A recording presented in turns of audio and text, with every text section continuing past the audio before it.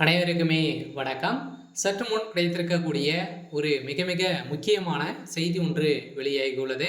சற்று முன் கரூர் வழக்கில் கரூர் மக்களை மிரட்டிய செந்தில் பாலாஜி இது மாதிரி செய்திகள் வெளியாயிருக்கு. ஸோ இன்னுமே பார்த்தீங்கன்னா அதிரடியாக கரூர் மக்களை செந்தில் பாலாஜி அவர்கள் மிரட்டி வருவதாகவும், ஸோ அவர்களுக்கு எதிராக சாட்சி சொல்லும் அனைத்து மக்களுமே பார்த்தீங்கன்னா அவர் வீடு புகுந்தே பார்த்தீங்கன்னா ஆட்களை விட்டு மிரட்டி வருவதாக செந்தில் பாலாஜி மீது மீண்டும் மீண்டும் குற்றச்சாட்டுகள் வந்திருக்கு. ஸோ இதன் அடிப்படையில் செந்தில் பாலாஜி அவர்கள் பார்த்தீங்கன்னா அதிரடியாக ஒரு மிகப்பெரிய சம்பவம் நடந்திருக்கு. இந்த சம்பவத்தின் அடிப்படையில் செந்தில் பாலாஜியுடைய அரசியல் வாழ்க்கையும் முற்றுப்புள்ளி, அதே மாதிரி ஒரு 17 ஆண்டுகளும் சிறை தண்டனை வழங்க போகிறதாகவும் ஒரு தகவல் வெளியாக இருக்குது. சில பார்த்தீங்கன்னா கரூர் மக்களை ஏற்கனவே பார்த்தீங்கன்னா அவருடைய கோட்டையாக தான் மிரட்டி அடித்தடி கட்ட பஞ்சாயத்து பண்ணி இது மாதிரி அவருடைய கோட்டையாக மாற்றியிருந்த நிலையில் மீண்டும் விஜய் அவர்கள் இறங்கி அந்த கோட்டையை உடைக்கக்கூடிய விதமாக விஜய் அவர்கள் இறங்கி இருக்கக்கூடிய நிலையில மீண்டும் மக்கள் அனைவருமே விஜய்க்கு ஆதரவு தெரிவித்து வரும் நிலையில்தான் இப்போ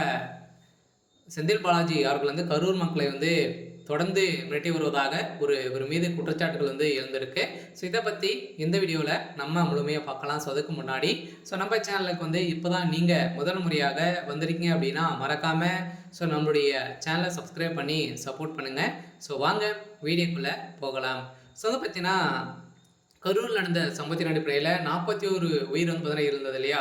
ஸோ குழந்தைகள் அனைவருமே பார்த்தீங்கன்னா குழந்தை பாரம்பரியம் பார்க்காம பார்த்தீங்கன்னா திமுக ஒரு மிகப்பெரிய நாடகம் ஆடி திமுக இது மாதிரி செஞ்சு திமுக வருகிற சட்டமன்ற தேர்தலில் நல்ல பேர்கள் வாங்கி மீண்டும் ஆட்சி தக்க வைத்ததற்காக இது மாதிரி சம்பவங்கள் செய்திருந்தாங்க. அவங்க போட்ட பிளானில் அவங்களே பார்த்தீங்கன்னா அவங்க குழியில் விழுந்துட்டாங்க. ஸோ இருந்தாலுமே இப்போ அதிரடியாக பார்த்தீங்கன்னா கரூர் வழக்கின் மூலமாக திமுகவுடைய ஆட்சிக்கு ஒரு மிகப்பெரிய சிக்கல் வந்திருக்கு. சில 2026 தேர்தலில் ஒரு மிகப்பெரிய படுதோல்வி அடையும் அப்படின்றத ஒரு கருத்து கணிப்பு வெளியிட்டிருக்காங்க. இந்த கருத்து கணிப்பின் அடிப்படையில் முதல்வர் ஸ்டாலின் அவர்கள் தலைமையில கை வைத்து உட்கார்ந்துருக்காரு. சில அவருடைய கதை ஒட்டுமொத்தமாக முடிய போது சில பார்த்தீங்கன்னா கட்டி காத்த கலைஞர் அவர்கள் கட்டி காத்த அனைத்து பவர்களுமே பார்த்தீங்கன்னா திமுக விட போகிறாங்க. சில வருகின்ற சட்டமன்ற தேர்தலில் தொடர்ந்து ஒரு ஆட்சிக்கே வர முடியாத அளவுக்கு தான் இந்த சம்பவம் நடந்திருக்கு. இருந்தாலுமே விஜய் அவர்கள் வந்தார் அப்படின்னா திமுகவுக்கு ஒரு மிகப்பெரிய பதிலடி கொடுக்கும் விதமாக இருக்கும். இருந்தாலுமே ஒரு பக்கம் அதிமுக பார்த்தீங்கன்னா செயல்பட்டு வருது. சில அதிமுகவில் ஒரு மிகப்பெரிய கூட்டணி, அதே மாதிரி திமுக அதிமுக பார்த்தீங்கன்னா தாவேகாவுக்கு 100 தொகுதிகள் கொடுத்து ஒரு மிகப்பெரிய கூட்டணி அமைக்க போகிறதாகவும் ஒரு தகவல் வெளியாகி வருது. இருந்தாலுமே திமுகவுக்கு எதிராக அனைத்துமே களத்தில் இறங்கும் வாய்ப்பு இருக்கு. இருந்தாலுமே என்ன நடக்க போகுது அப்படின்றத வெயிட் பண்ணி பார்க்கலாம்.